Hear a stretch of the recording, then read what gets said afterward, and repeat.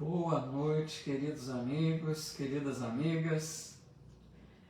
Vamos iniciar aqui mais uma etapa do nosso estudo do Evangelho de Mateus. Hoje, dia 7 de agosto, e sejam todos muito bem-vindos. Rogamos a Jesus, o nosso Mestre, que nos inspire, que nos envolva a todos em sua paz, que possamos contar com o amparo dos amigos espirituais, que nos orientem, que nos protejam, que nos ajudem a encontrarmos aqui bons momentos de reflexão e de aprendizado. Deixo sempre um abraço fraterno a todos aqueles que assistem esses vídeos em outros dias. Nossos votos de muita paz a todos. E o nosso boa noite, o nosso abraço às amigas, aos amigos que já estão conectando aqui para estudar conosco. Sejam muito bem-vindos. A Luci Faria, a Tereza Miliati, boa noite, tudo bem? A Zizi Cristófaro, um abraço, Zizi. A Lourdes Galvani, muito boa noite. A Conchita Bush, boa noite, bem-vinda. A amiga Thaís Del Rey, também aqui conosco, muito obrigado. A Gorete Kurtz, também já aqui conosco, muito bem-vinda. A gente sempre dá uns minutinhos aqui antes de iniciar, para que mais amigos possam acompanhar conosco, até o vídeo ser divulgado um pouco mais, né? A gente aguarda só uns minutinhos.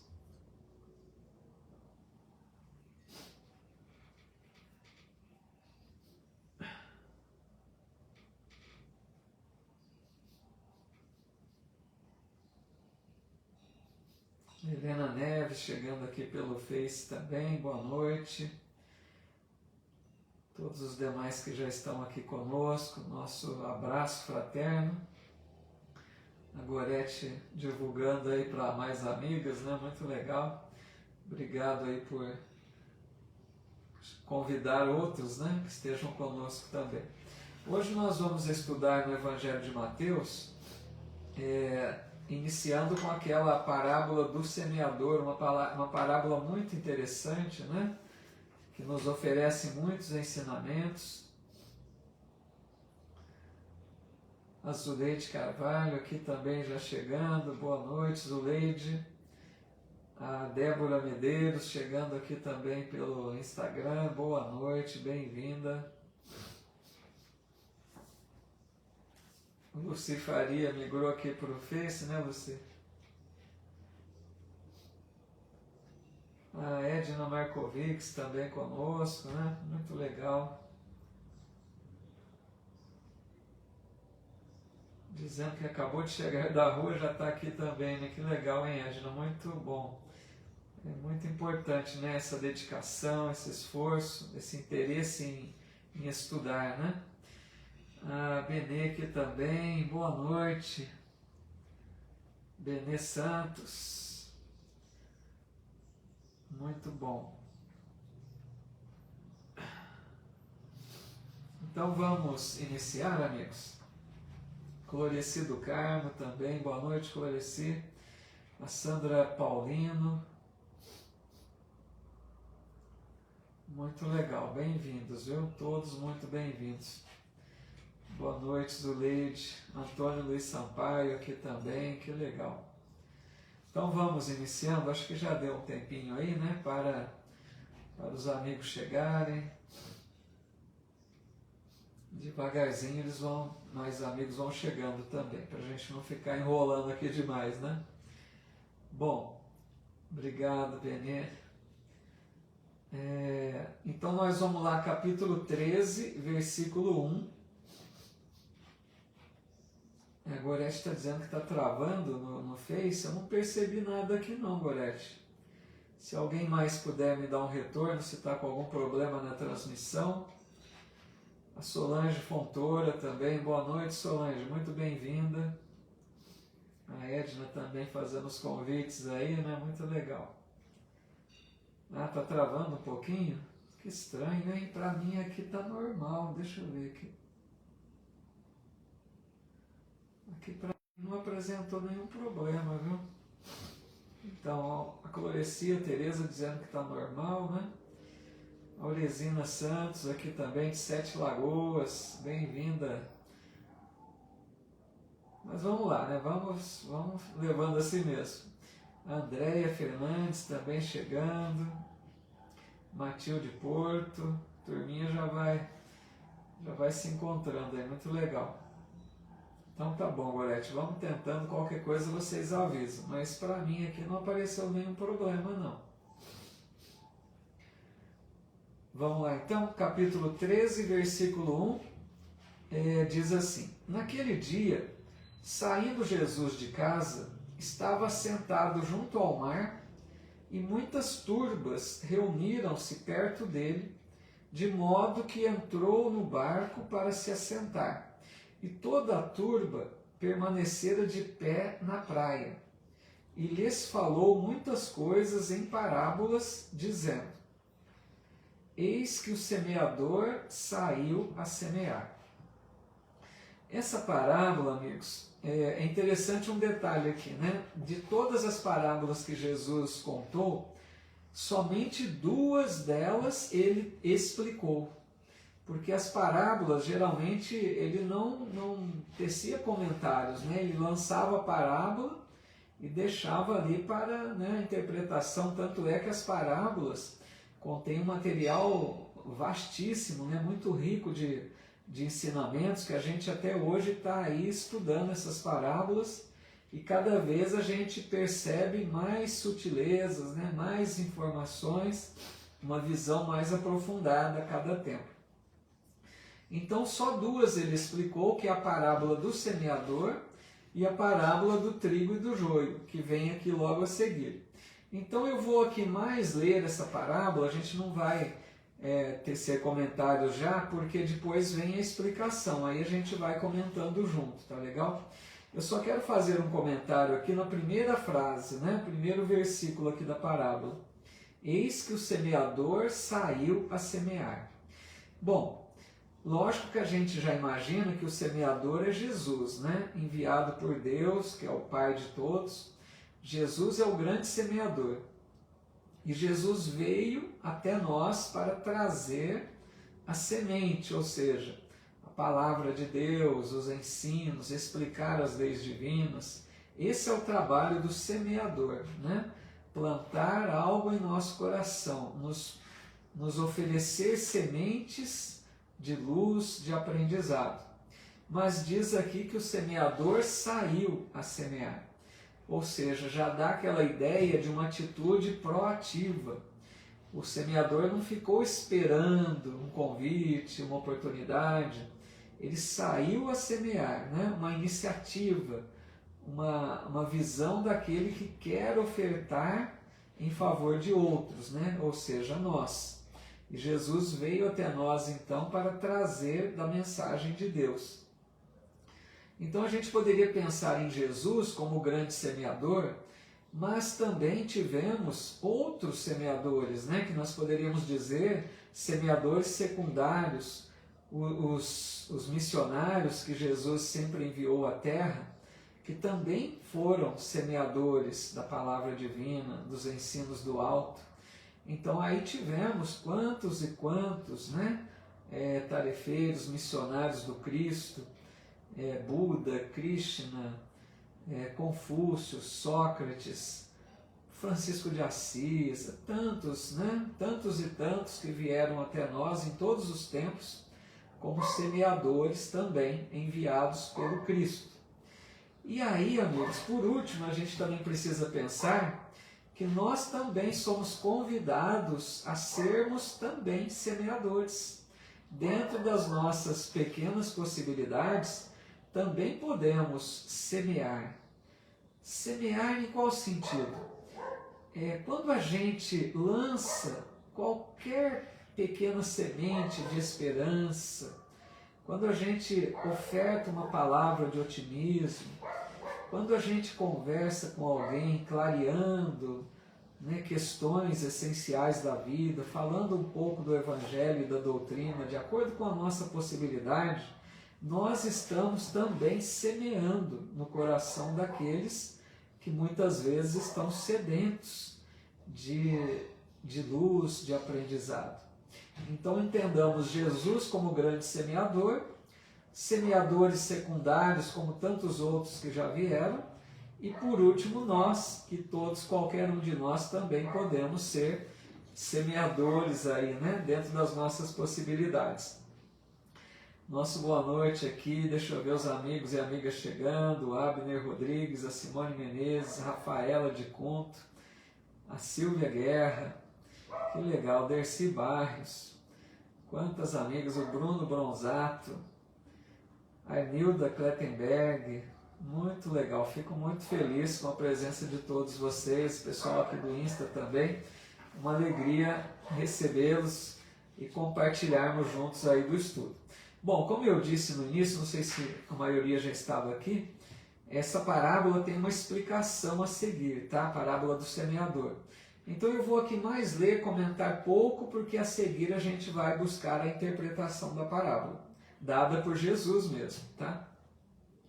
Então aí na sequência diz assim, então a Edna está dizendo que está travando um pouco, né? Está lá no Paraná. Vamos vendo, Edna, porque aqui eu não teria o que fazer, viu? Tenta, Edna, desconectar e conectar de novo, vê se não resolve. E aí diz então que o semeador saiu a semear, e ao semear, uma parte das sementes caiu à beira do caminho, e vieram as aves e as comeram. Então vamos entendendo, né? Somente como ele está dizendo, depois a gente entra na interpretação da parábola. Imagine um semeador, né? Literalmente vai lançar sementes ao solo.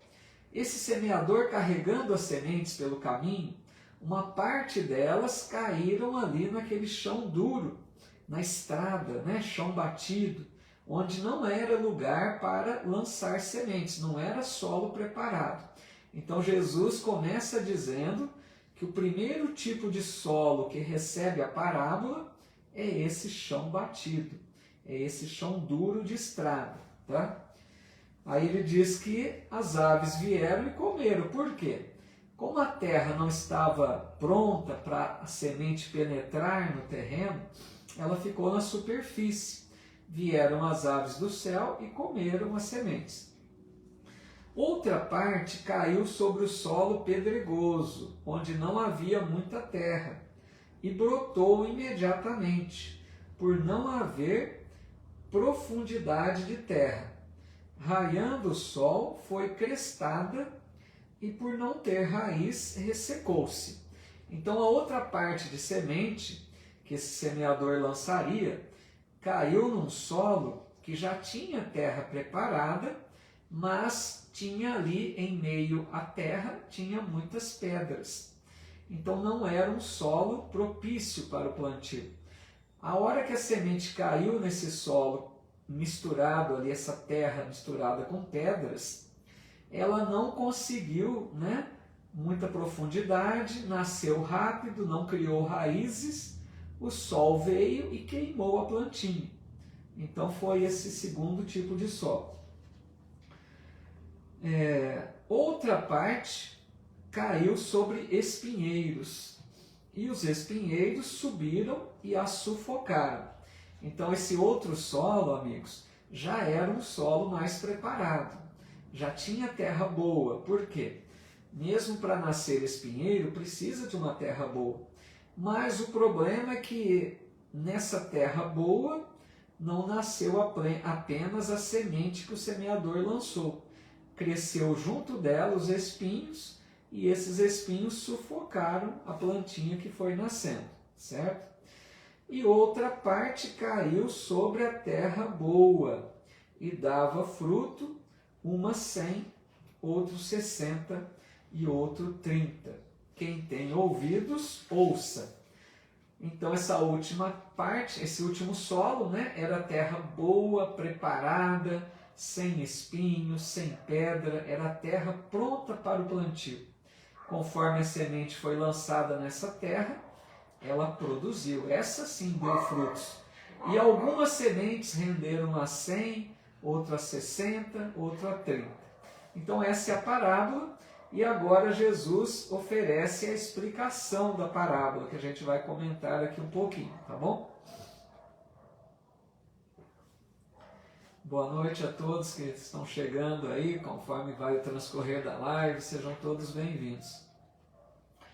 Bom, explicação da parábola do semeador, capítulo 13, versículo 10. Aproximando-se os discípulos, lhe disseram: por que lhes falas em parábolas? Então os discípulos perguntando para Jesus por que ele falava com aquelas pessoas em parábolas, né? Ele não falava diretamente o assunto. Em resposta, lhes disse: porque a vós foi dado conhecer os mistérios do reino dos céus, mas àqueles não foi dado conhecer. Então aqui Jesus começa a explicar uma questão importante.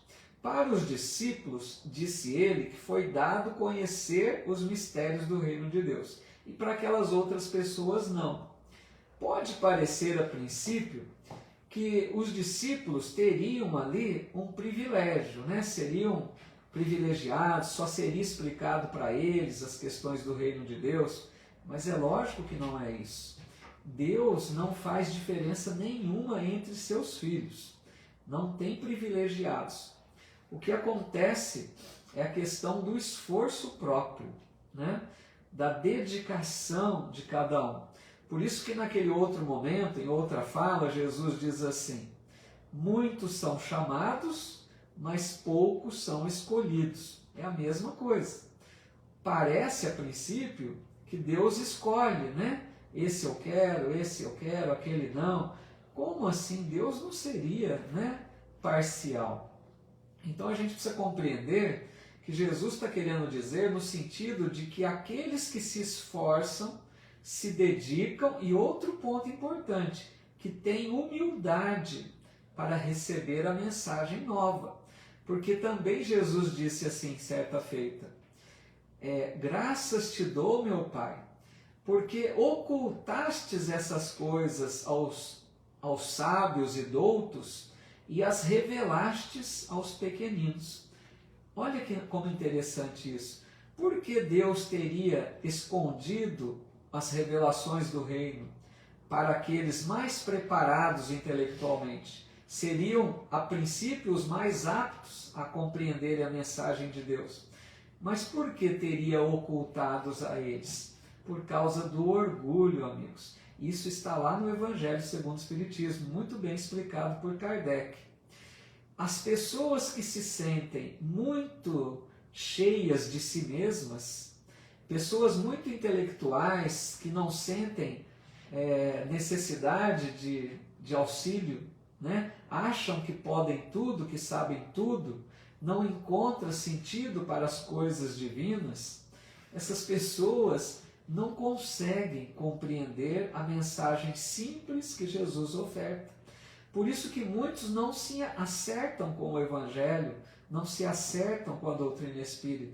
Enquanto outros simples, desprovidos de conhecimento intelectual, pessoas que não têm uma formação escolar, né? Não têm graduação, e compreendem a mensagem do Evangelho, compreendem os ensinos da doutrina espírita. É isso que Jesus está dizendo, os humildes de coração. Por isso que a primeira bem-aventurança é: bem-aventurados os pobres de espírito, porque deles é o reino dos céus, os humildes. Então, amigos, o primeiro ponto importantíssimo para compreender a mensagem do Cristo, as revelações que Jesus oferta, é humildade. Não é deixarmos de lado a nossa arrogância, acharmos que sabemos tudo, para abrirmos o coração ao aprendizado, né? Tudo bem, Margarida Zanelati também. Nós estamos estudando o Evangelho de Mateus, Margarida, a parábola do semeador, que é no capítulo 13, versículo 1. Tá legal? Nós estamos agora aqui no capítulo 13, 10, falando da explicação da parábola, tá bom? Muito bem-vindo. Rafa Souza chegando também, chegando do serviço, que legal, pessoal muito dedicado, né? Mesmo chegando do trabalho, já estão conectando aqui para o nosso estudo. Fico muito feliz e parabenizo a dedicação de vocês. Aí na sequência ele diz assim: pois aquele que tem, lhe será dado, e terá com abundância. Mas aquele que não tem, até o que tem, será tirado dele. Outro ponto estranho, né, a princípio. Como assim? Quem tem muito, recebe mais. E quem tem pouco, tira o que tem. Pode parecer injusto, né?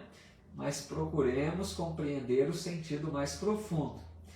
É no sentido de, quanto mais a gente tem do conhecimento, do desejo da busca do aprendizado, da humildade de coração, do desejo de compartilhar, mais receberemos do alto. Estamos abertos a perceber, a compreender mais, a receber mais. Ao passo que aquela outra pessoa que tem pouco, não se interessa, não tem desejo de compartilhar, é mais orgulhosa, esse pouco que tem acaba perdendo. Porque a vida, amigos, o que nós damos para a vida devolve para nós. A vida é retributiva, diz sempre o Simão Pedro, né? Muito bem colocado. Porque o que nós ofertamos, recebemos dela. Se nós doamos amor, compartilhamos nosso conhecimento, voltará para nós duplicado. Porque tem uma colocação muito sábia que diz que o conhecimento, se nós guardamos, perdemos. E se nós compartilhamos, nós aumentamos. É nesse sentido. Então a ideia de compartilhar os nossos talentos, não só na questão do conhecimento, mas em todas as possibilidades que temos. Tudo aquilo de bom que nós temos conosco, que nós abrimos para compartilhar com os outros, que nós ofertamos para que outros se beneficiem daquilo que é forte em nós, nós estamos abertos a receber cada vez mais. Por isso disse Francisco de Assis, é dando que se recebe, né? Tudo se encadeia fazendo muito sentido. Tudo bem, Rose? Bem-vinda, viu? Continuando, diz assim. Bom, parece que está tudo em ordem, né? Até agora ninguém colocou nenhuma dúvida aqui não, né? Às vezes passa rápido, eu não percebo aqui no Face. Por isso lhes falo em parábolas, porque vendo não veem, e ouvindo não ouvem nem compreendem. Neles se cumpre a profecia de Isaías, que diz: ouvireis com os ouvidos e não compreendereis. Vendo, vereis e não enxergareis. Então tinha até, amigos, uma profecia de Isaías, que foi um profeta que viveu lá atrás, mais de 500 anos antes de Jesus. Isaías é um dos grandes profetas messiânicos, aqueles que profetizaram a vinda de Jesus, mais de 500 anos antes da vinda do Mestre. E Isaías aqui nessa profecia está dizendo que muitos, ele diz aqui, ouvireis com os ouvidos e não compreendereis, vendo, vereis e não enxergareis. Por isso que Jesus sempre dizia assim: aqueles que tiverem olhos de ver, que vejam, e ouvidos de ouvir. Então, o que é isso, né? A pessoa não enxergava, mas não conseguia compreender a mensagem. Então, esse olho de ver e ouvido de ouvir é a pessoa que consegue compreender o sentido mais profundo do ensino que Jesus ofertava. E muitos ali não enxergavam, né? Quantos e quantos não entenderam a missão de Jesus, não é verdade? Quantos que ali foram contra Jesus, dizendo que ele vinha até da parte do mal, né? Nós já estudamos isso aqui alguns capítulos atrás, que Jesus tinha parte com o demônio, eles diziam. Ou seja, não tinham olhos de ver, nem ouvidos de ouvir. Não conseguiram compreender a mensagem que Jesus trazia. tão bela, tão clara, e não entendiam. Falamos assim de outros, né? Pode ter sido nós mesmos, que vivemos nessa época e quem sabe também estivemos lá e fomos desses cegos e surdos, né? Sem olhos de ver, sem ouvidos de ouvir. Pois o coração deste povo se tornou cevado, quer dizer, grosso, né? Duro, com ouvidos pesadamente ouviram, seus olhos se fecharam para que não vejam com os olhos, não ouçam com os ouvidos, não compreendam com o coração e voltem para eu os curar. Então Jesus falando daquele povo duro de coração, né? Aquele povo que não tinha ali capacidade, humildade para reconhecer os ensinos sublimes que ele trazia. Aí Jesus diz assim: bem-aventurados os vossos olhos, porque veem, e os vossos ouvidos, porque ouvem, pois em verdade vos digo, que muitos profetas e justos desejaram ver o que vedes, e não viram, ouvir o que ouvis, e não ouviram. Vós, portanto, ouvi a parábola do que semeou. Então, a hora que Jesus diz aqui, amigos, bem-aventurados os vossos olhos e os vossos ouvidos, Jesus está se referindo àquelas pessoas que sabiam cultivar o corpo a instrumento do Espírito. Porque aqueles que têm olhos de ver e ouvidos de ouvir, são aqueles que já compreenderam a importância de cuidar do corpo, para que o corpo seja instrumento útil na mão do Espírito.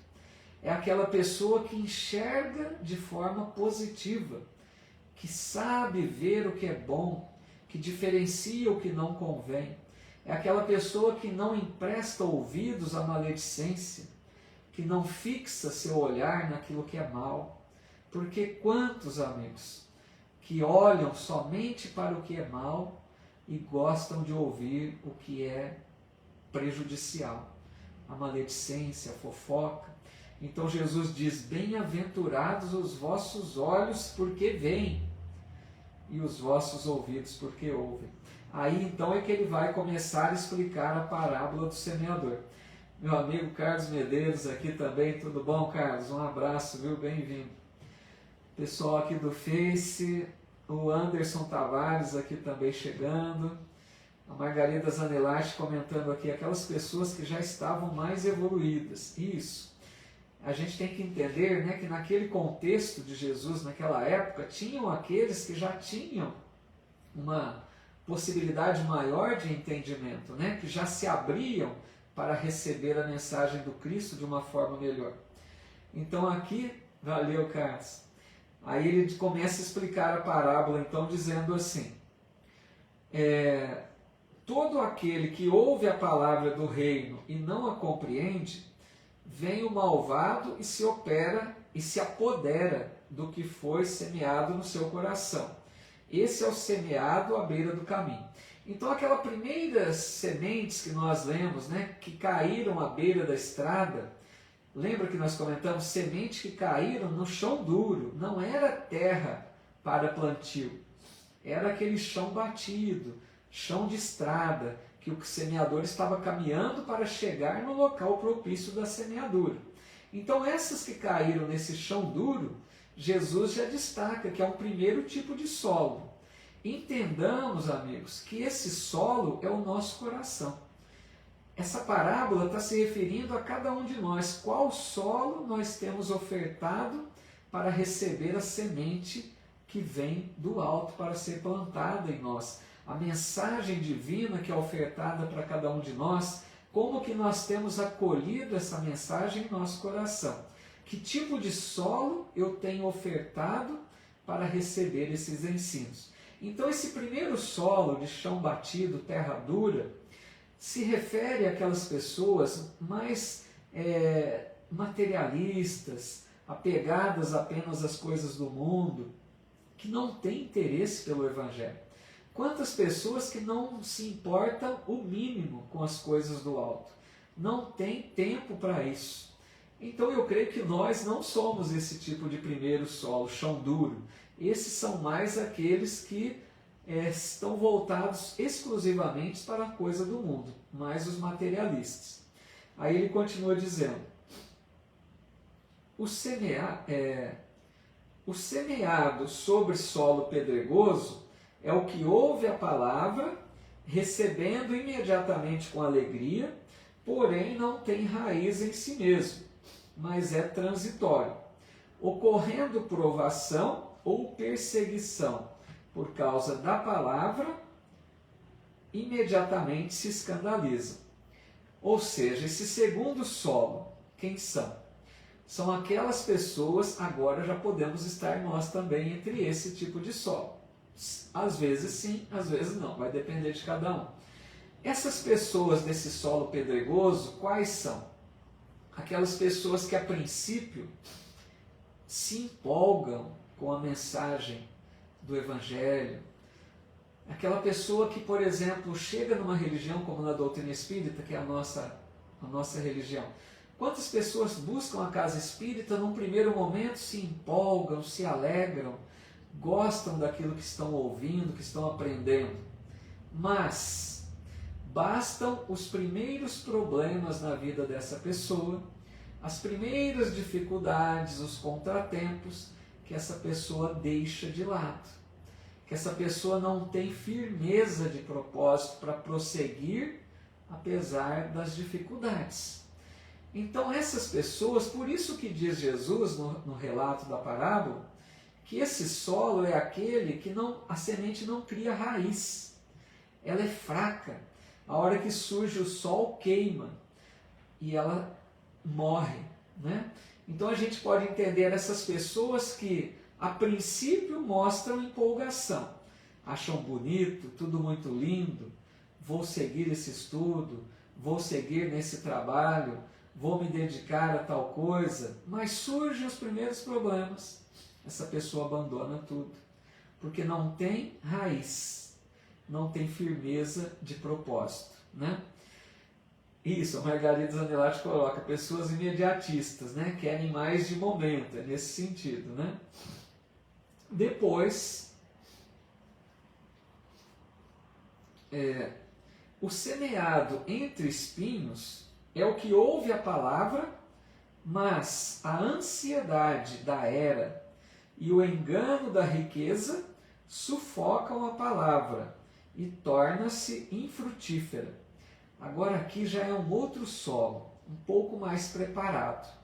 Já são pessoas um pouco mais prontas, vamos dizer, para absorver o ensino do alto e transformarem suas vidas. Um pouco mais, não estou dizendo prontas. Porque o solo que a semente é lançada e cresce entre espinhos já é de terra boa. Porque mesmo para crescer espinho num solo, para crescer o espinheiro, precisa de terra boa. É um tipo de planta, vamos dizer, né? É algo que precisa de terra boa para que cresça o espinheiro. Então ali já é uma terra um pouco mais preparada. Mas qual é o problema desse solo? É a questão dos espinhos. Então, trazendo para nós, são aquelas pessoas que também a princípio se interessam, se dedicam, querem caminhar com esse aprendizado novo, querem trazer o Evangelho para as suas vidas, mas em se tratando, percebendo as questões do mundo, as buscas também das coisas materiais, tudo aquilo que diga respeito à matéria, aos interesses do mundo, acabam sufocando essa dedicação dessa pessoa com o Evangelho, com as coisas de Deus. Aqui, amigos, entendamos bem que não tem nada errado em buscar as coisas do mundo. O problema é quando as coisas do mundo nos sufocam. Por isso Jesus coloca a ideia do espinheiro, porque o espinheiro sufoca a plantinha nascente daquela semente lançada. Então, quando nós nos deixamos prender tanto pelos apegos do mundo, pelas preocupações da matéria, nós somos sufocados e perdemos a dedicação que poderíamos ter. Então vejam, por isso que Jesus disse, buscai primeiro o reino de Deus e sua justiça, e tudo mais vos será acrescentado. Quando a gente consegue fazer isso, buscar primeiro o que convém à alma, as coisas de Deus, buscarmos dedicar o nosso tempo para o aprendizado, para a nossa transformação moral, para buscar aquilo que é alimento da alma, poderemos também depois usufruirmos do bem do mundo.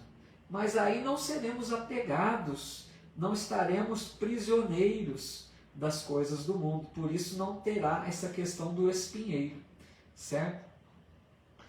Então, Margarida Zanelati está dizendo, às vezes nós ainda também transitamos por esses caminhos. É justamente isso. Aqui nos espinheiros a gente já começa a se identificar mais, porque a gente tem esse interesse em buscar o Evangelho, as coisas de Deus, a nossa transformação moral, né? Agirmos de acordo com as leis divinas, mas sabemos o quanto que as coisas do mundo ainda nos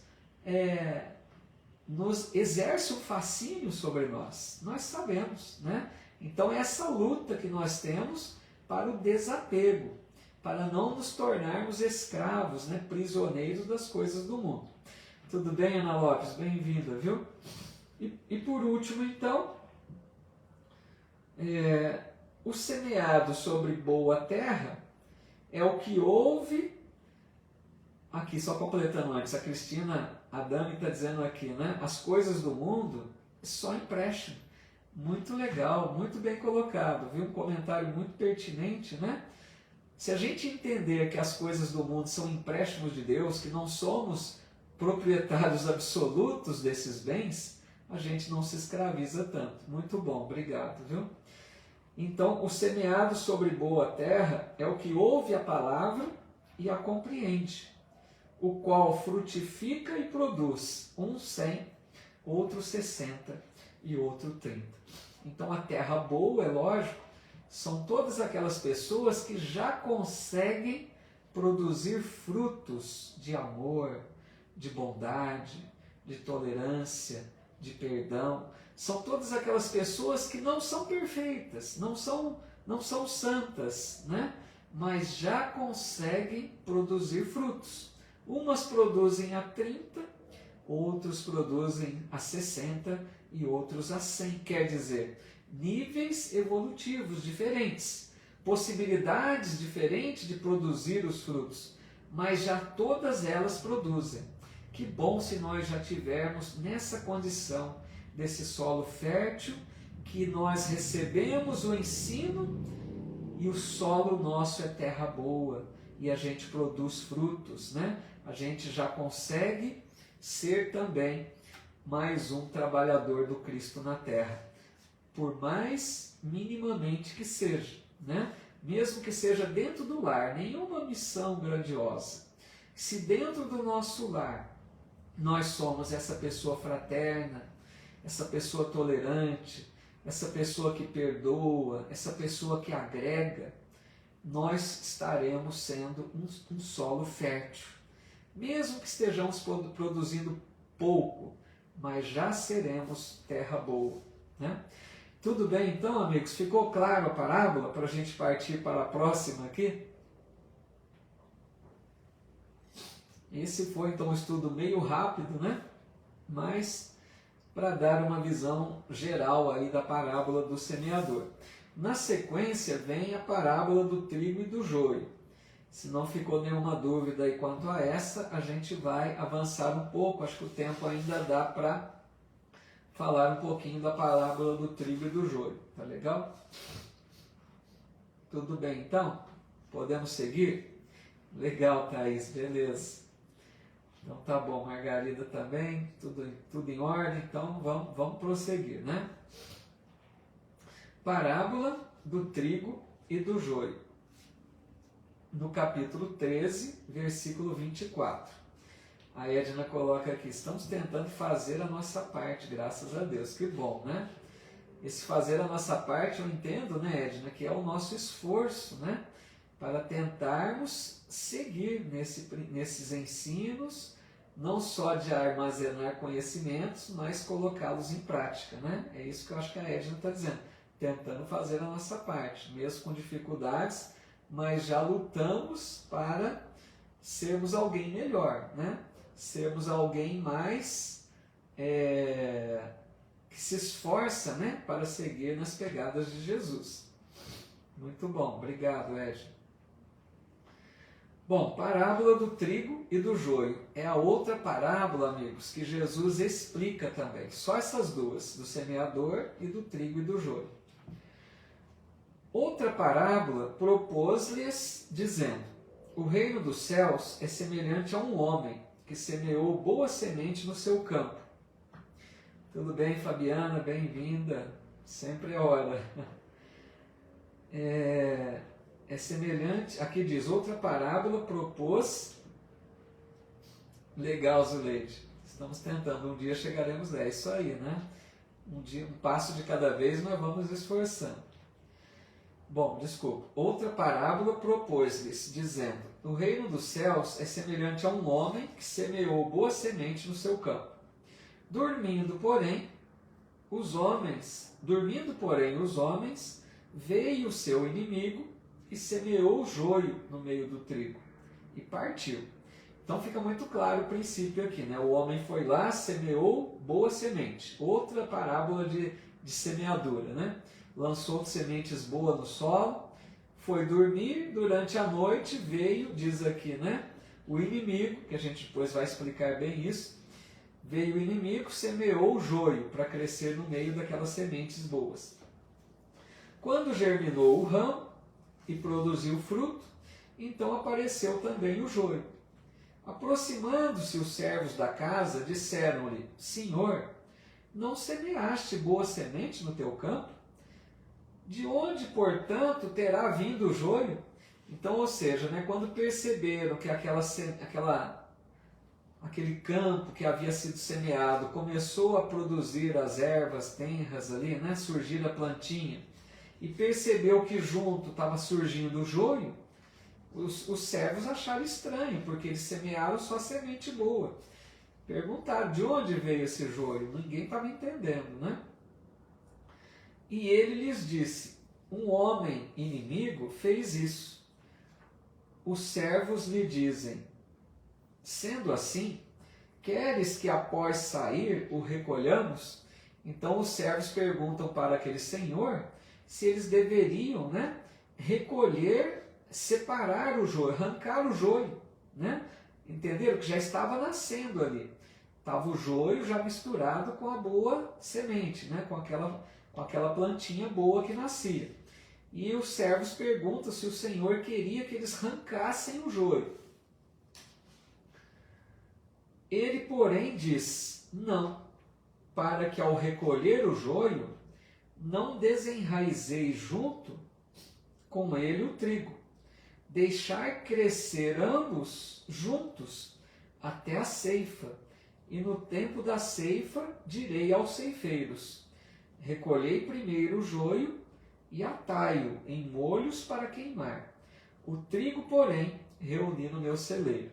Então aquele senhor não deixa, né, que os servos arranquem o joio enquanto a plantinha estava crescendo, porque ele diz que teria risco de arrancar a planta junto. Ele disse: deixa crescer junto, que no momento certo, né, no momento da ceifa, né, no momento propício da colheita, aí haveria uma separação. O joio seria queimado e o trigo, né, semente boa, as plantas boas, seria recolhida ao celeiro. Então aqui é só uma observação antes da gente entrar na explicação da parábola. O Emmanuel tem uma lição que ele comenta essa frase aqui dizendo: deixar crescer juntos o joio e o trigo. E ele diz assim, entendendo que isso representa a paciência divina. Imagine que a terra é o grande campo onde está sendo semeado a semente. Aqui na terra nós estamos entre joio e trigo. Porque nós vemos quantos irmãos em humanidade ainda voltados ao mal. É o joio, né? Esses representam o joio.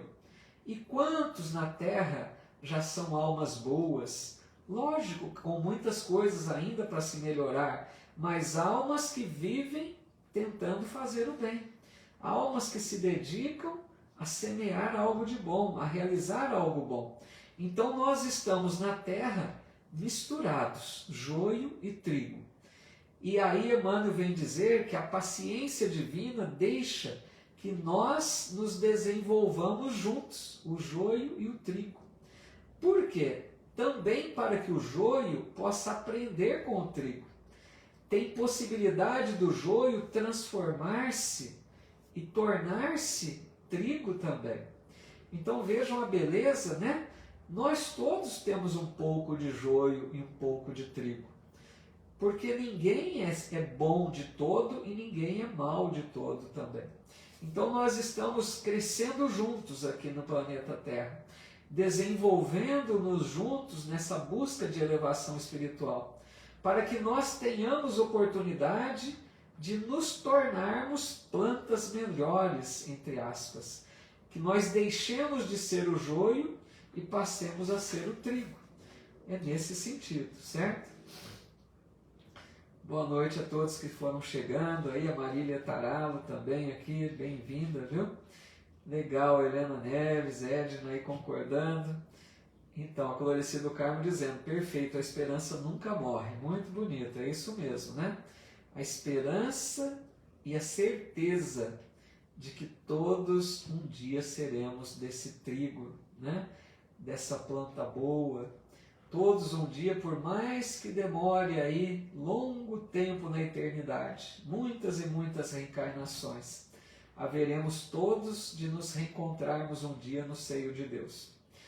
Bom, aí amigos, antes de vir a explicação da parábola do joio e do trigo, ou melhor, do trigo e do joio, o Mateus intercala duas parábolas pequenas que eu vou ler rapidamente e depois vem a explicação da parábola do trigo e do joio, tá legal? Ele fala então da parábola do grão de mostarda, é bem curtinha, ele diz assim, outra parábola lhes propôs dizendo, o reino dos céus é semelhante a um grão de mostarda, que um homem recebeu e semeou em seu campo, o qual é de fato a menor de todas as sementes, porém quando cresce é a maior das hortaliças e torna-se árvore, de modo que as aves do céu vêm e aninham-se em seus ramos. Aqui Jesus dando aquela ideia, né? Porque Jesus contou muitas e muitas parábolas para falar do reino de Deus. Imaginem o grau de dificuldade para Jesus falar de coisas espirituais usando coisas do dia a dia daquelas pessoas. Então ele comparava o reino dos céus às mais variadas coisas que aquele povo estava acostumado. E ele compara aqui o reino dos céus com uma semente, um grão de mostarda, que ele diz que é das menores das sementes, mas que quando cresce se torna uma grande hortaliça, como uma árvore, que até as aves vêm fazer ninho nela. Para dar a ideia de que o reino de Deus começa em nós pequeno. Quando a gente começa o processo de desenvolver o reino de Deus, porque nós já entendemos que o reino de Deus não é um lugar geográfico, não é um lugar onde os anjos se reúnem e a gente possa dizer aqui ou ali é o reino de Deus. Não é isso. Jesus sempre disse que o reino de Deus está dentro de nós. Então é uma construção íntima. É a conquista das virtudes, é a nossa transformação moral, é a nossa comunhão com Deus na vivência de suas leis. Isso é o reino de Deus que vamos desenvolvendo. Que começa então minúsculo, pequenino, diante da nossa fragilidade. Mas conforme a gente vai avançando, conquistando virtudes, nos tornando melhores a cada reencarnação, esse reino vai crescendo em nós como aquela semente de mostarda. E um dia esse reino em nós será grandioso. Estaremos desfrutando do paraíso, né, entre aspas, desse reino abençoado que a todos nós está reservado. A Edna está dizendo, se a nossa fé for do tamanho de um grão de mostarda, já estaremos em evolução para melhorar. Muito legal. Porque Jesus disse, né, Edna, se a fé for do tamanho de um grão de mostarda, direis a este monte, transporta-te daí para ali, e nada vos será impossível. Lógico, né, se referindo não a uma montanha no sentido literal, mas se referindo às dificuldades que enfrentamos. Quem tem a fé do tamanho de um grão de mostarda supera qualquer dificuldade nesse sentido. A Matilde Porto está dizendo, abençoada oportunidade da reencarnação, que possamos aproveitar. Muito bom, Matilde, é isso mesmo, né?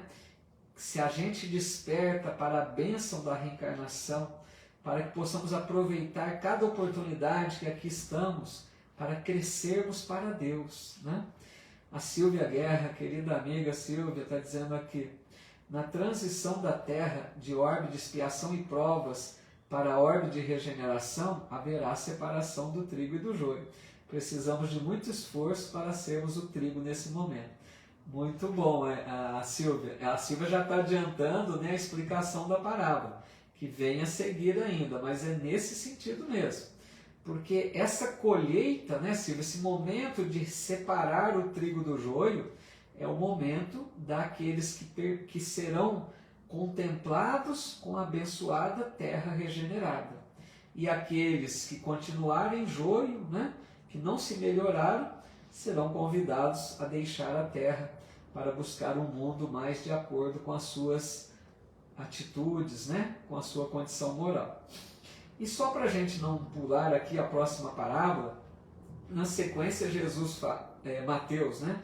Na sequência Mateus apresenta a parábola do fermento, que é semelhante. Ele diz assim, outra parábola lhes falou, o reino dos céus é semelhante ao fermento, que uma mulher tomou e escondeu em 3 medidas de farinha, até estar toda fermentada a massa.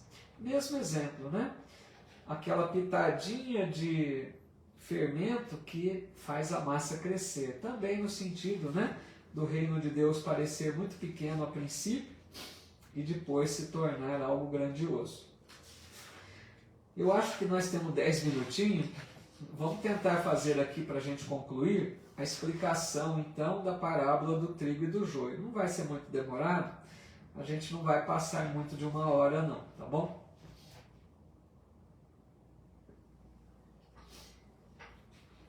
Bom, então no capítulo 13, versículo 34, vem a explicação da parábola do trigo e do joio.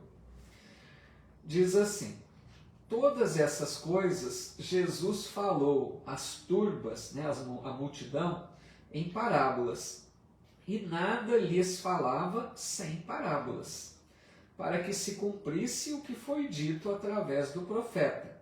Abrirei a minha boca em parábolas, rugirei o que está escondido desde a fundação do mundo. Vejam que tem outra profecia aqui, né, daqueles profetas antigos, falando que Jesus falaria em parábolas. Olha como que é belo isso, né? Como que a vinda do Cristo foi preparada muito tempo antes. Os profetas diziam o que ele iria fazer. Até a forma que ele iria ensinar com parábolas já estava profetizado, mais de 500 anos antes. Olha que beleza, né? Para a gente ver que a vinda do Cristo não é algo assim de momento, algo inesperado, sem planejamento, não. A vinda de Jesus foi algo muito bem planejado, muito bem pensado. Quantos missionários ele enviou antes, preparando o caminho, né? Preparando a humanidade para recebê-lo com maior proveito. Então, continua dizendo assim, então, deixando as turbas, veio para casa, e aproximando-se dele, os seus discípulos disseram, explica-nos a parábola do joio do campo. Quer dizer, os discípulos também não entenderam, né, a hora que Jesus contou. E eles então, na intimidade com Jesus, ali naqueles momentos só com Jesus, pediram para que ele explicasse. Em resposta disse, o que semeia a boa semente é o Filho do Homem. lembra que Jesus sempre se dizia como filho do homem, né? Ou seja, que também sujeitou-se à encarnação, né? Como nós. Aquele que também fez o processo evolutivo como nós. Ele deixava claro que ele não foi filho privilegiado de Deus. Ele também foi submetido aos mesmos processos. Por isso que ele falava filho do homem, né? Dando a entender essa escala evolutiva. Filho do homem com H minúsculo, né? Bom, então ele dizia que o que semeia é ele mesmo. Ele está dizendo que ele é o semeador, enviado por Deus, certo? O campo, quer dizer, onde que esse semeador vai lançar a semente? É o mundo, certo? O planeta Terra é onde Jesus está lançando as sementes em meio de todos nós. A boa semente são os filhos do reino, ou seja, não é que as pessoas são sementes. Ele quer dizer o quê? Entendo eu, né? Ele quer dizer que a boa semente são todas aquelas pessoas que oferecem solo, terra boa, como a gente estudou agora a parábola do semeador. Todos aqueles que já ofertam solo propício, né, de possibilidades para frutificar nos seus ensinamentos, essas pessoas são a boa semente, porque ali vai dar frutos. E aí ele diz, o joio são os filhos do malvado. Entendamos aqui, né, que naquela época, Jesus usava desses termos, né, figurados, metafóricos, para dar a ideia de que o mal estava entre nós. Ele dizia muitas vezes demônio, né, diabo, mas não no sentido de um ser criado à parte para competir forças com Deus, mas como a nos dizer que o mal ainda fazia parte do mundo da terra. Nós muitas vezes estávamos presos ao mal. Então ele diz que o joio são todos aqueles que estão ainda arraigados ao mal, aqueles que geram a discordância, a maldade, a perversidade. Esses são então o joio, né? Como dissemos, estamos aqui misturados entre joio e trigo. O inimigo que semeou é o diabo, tá vendo? Acabei de dizer, lógico, nós já entendemos que o diabo não é um ser, né, à parte, que disputa forças com Deus. Diabo, demônio, é qualquer espírito que temporariamente esteja voltado ao mal. Qualquer um de nós que nos entregamos à maldade, somos desse diabo, porque a tradução da palavra diabo, eles dizem que quer dizer aquele que separa, aquele que desune. Então é nesse sentido, né? A ceifa, ou seja, o momento da colheita, é a consumação da era. E os ceifeiros são os anjos. O que é isso, amigos? Essa parábola é profunda. Ela está referindo-se, como já adiantou aqui nossa amiga Silvia, ela está se referindo ao momento da Terra passar pela sua transformação. A Terra há de ser um mundo melhor, todos nós, creio, já sabemos disso. Nós estamos esperando ansiosamente que a Terra se torne um mundo regenerado. Então, quando a Terra se tornar um mundo melhor, definitivamente, vai haver uma separação aqui na Terra, certo? Vai separar o joio do trigo. Olha que simbolismo bonito que Jesus coloca. O que será separar o joio do trigo? Por isso que ele diz aqui, ó, assim como o joio é recolhido e queimado no fogo, assim será na consumação da era, mesmo comparativo. O Filho do Homem enviará seus anjos e recolherão do seu reino todos os escândalos e obreiros sem lei, e os lançarão na fornalha de fogo. Ali haverá o pranto e ranger de dentes. Então os justos brilharão como o sol no reino do seu Pai. Quem tem ouvidos, ouça. Então o que é isso? Entendamos bem. Quando a terra atingir o seu momento definitivo de transformação, que não vai ser do dia para a noite, isso já está ocorrendo. Nós já estamos nesse processo de transição. A Terra está deixando de ser mundo de provas e expiações e devagarzinho está se tornando no mundo regenerado. É um processo lento que vai demandar aí muito tempo. Mas o que está ocorrendo então? Já está havendo a separação lenta e gradual do joio do trigo. Quando diz aqui que o joio será lançado no fogo para ser queimado e vai haver pranto e ranger de dentes, o que quer dizer isso? É o simbolismo, amigos, do exílio. Não sei se vocês já leram o livro Exilados de Capela. Fala desse mesmo momento que enfrentou a estrela lá, o mundo de Capela, quando aquela humanidade lá de Capela chegava nesse momento de transição, como a Terra está chegando. E lá em Capela, aqueles que eram joio, aqueles que não estavam conseguindo acompanhar o progresso do planeta, que queria viver em paz, foram exilados da Capela. E vieram para onde? Para a Terra. Esses vieram para cá, que era um mundo primitivo, atrasado. Então é nesse sentido. Aqueles todos que habitam a Terra e que hoje estão tendo as últimas oportunidades, que não conseguem se melhorar e acompanhar o progresso da humanidade terrena, vão ser convidados a habitar um outro planeta, de condição inferior. Por isso que a ideia do pranto e ranger de dentes. Vão deixar um paraíso, porque a Terra já é um paraíso. Quantos benefícios da tecnologia, da medicina, de todos os sentidos nós já temos na Terra. Quanto que nós já conquistamos de melhor condições de vida. Imaginem, amigos, é a mesma coisa se nós, numa próxima encarnação, encarnássemos no planeta Terra da idade da pedra, aquela idade do planeta primitivo que era a Terra. Imaginem a dificuldade que não seria a gente voltar a viver naquelas condições precárias de mundo primitivo. São esses que serão convidados a seguir para um mundo difícil. Para quê? Para que eles aprendam a duras penas, aprendam a desenvolver a moral, ao mesmo tempo que eles auxiliam aqueles que lá estão, porque esses que vão levar o seu progresso intelectual. Conhecem muito, têm aprendizado, têm possibilidades que podem ofertar para aqueles que lá estão. Isso, a Edna está dizendo, a época das cavernas, né? Da pedra lascada, toda aquela coisa maluca, né? Aqueles homens animalescos. Então imagine o que será esse exílio, muito difícil.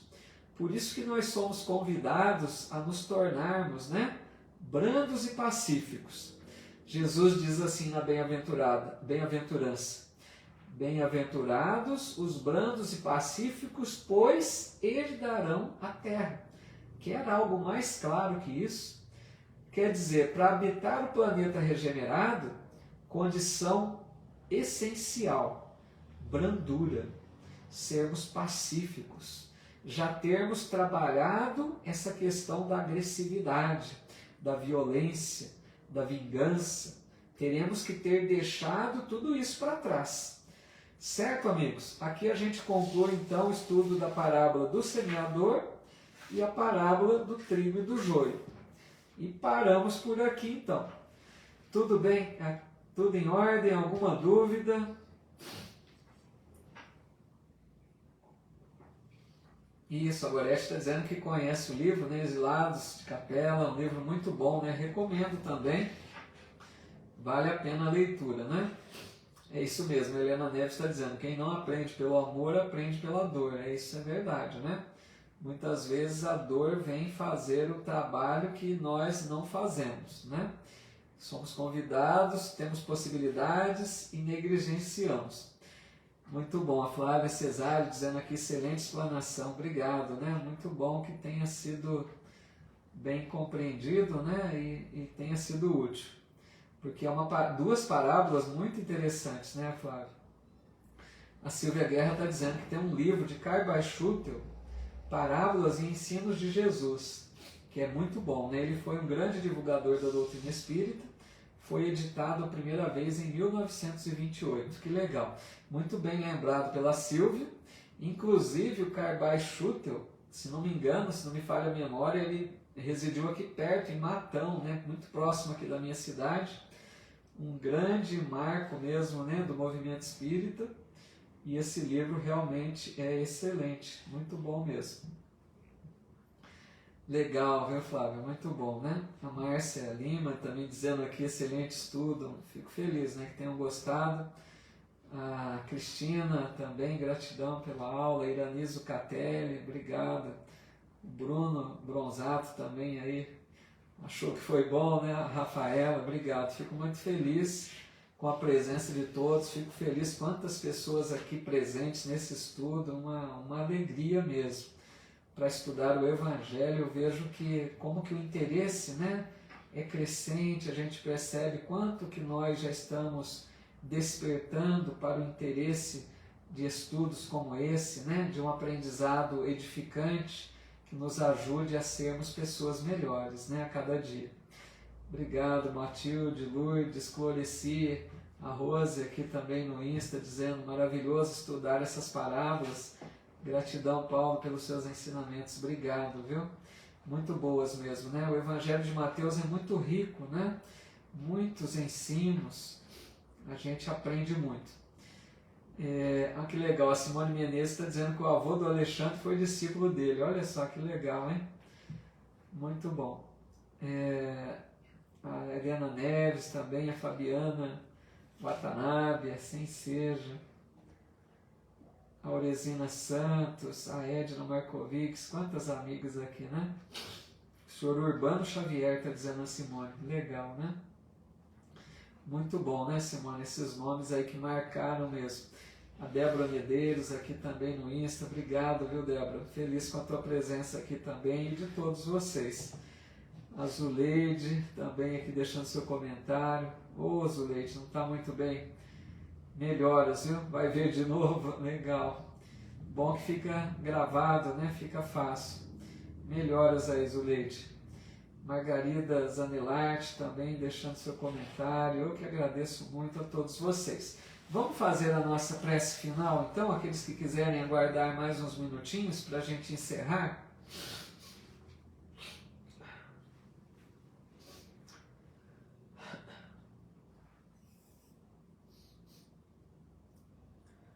Mestre Jesus, nosso irmão querido, nosso irmão mais velho, que nos orienta, que nos ama, que acompanha nosso desenvolvimento espiritual, nós te agradecemos, Senhor, por mais esta noite de estudo do Teu Evangelho.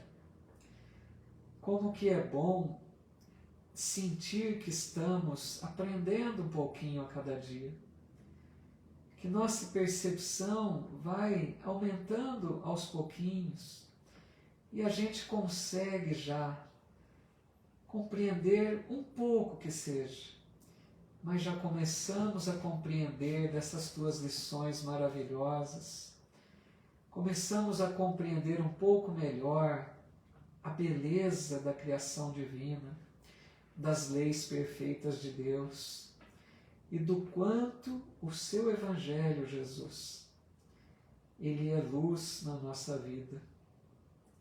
Já estamos tomando consciência do quanto precisamos esforçarmos-nos para trazer o seu Evangelho para a nossa vida.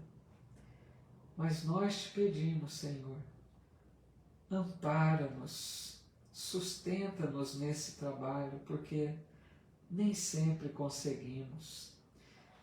Sabemos que muitas vezes vamos fraquejar, vamos cair, vamos nos arrepender dos nossos atos, mas nós já compreendemos, Senhor, que somente seguindo nos teus ensinos encontraremos a verdadeira felicidade. Então nós te rogamos, Senhor, ampara-nos nos momentos de fraqueza. Abra os nossos olhos, Senhor, para que a gente consiga ver com mais profundidade. Nos ajude a perceber cada vez mais que a Tua luz nos envolve a todos. E eu imagino, Senhor, que é essencial compreendermos que os nossos irmãos em humanidade precisamos enxergá-los com outros olhos, enxergá-los como irmãos que somos, para que assim a gente viva em harmonia.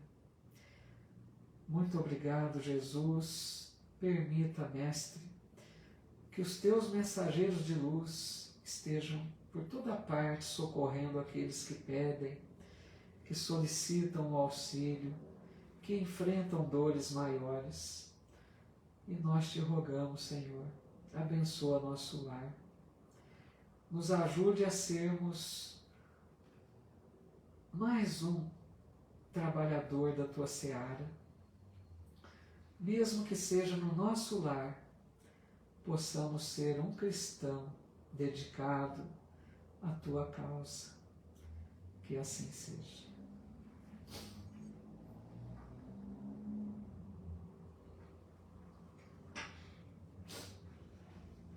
Muita paz, meus amigos.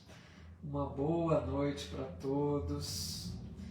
Que alegria contar aqui mais uma vez com a presença de vocês. Levem o meu carinho, a minha gratidão. Muito obrigado, porque juntos a gente vai aprendendo, né? Cada vez que a gente realiza um estudo, é mais uma oportunidade. Eu estou aqui estudando com vocês, né? Estou, ao mesmo tempo que eu estou sendo um multiplicador, eu estou aprendendo, porque a cada dia que a gente repassa o Evangelho, são novas lições, uma nova forma de ver. Então só tenho que agradecer a Deus, aos bons espíritos amigos que nos assessoram, que nos amparam, e a cada um de vocês pelo carinho, pela companhia, pela participação de sempre. Muito obrigado, viu? Pelas mensagens, por todo esse carinho, pela amizade de vocês, que muitos não nos conhecemos pessoalmente, mas já nutrimos aí, creio, né? Laços de amizade.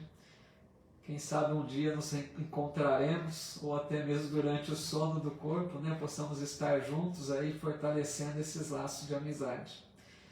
Até o nosso próximo encontro. Aqueles que estão chegando, a gente estuda sempre às segundas e às quartas-feiras. Nas segundas estudamos o livro Nosso Lar e nas quartas o Evangelho de Mateus. Eventualmente, né, trocamos algum dia, mas eu aviso sempre antes, tá bom? Então até o nosso próximo encontro, que tudo indica será na próxima segunda-feira, se não houver aí nenhum contratempo, tá bom?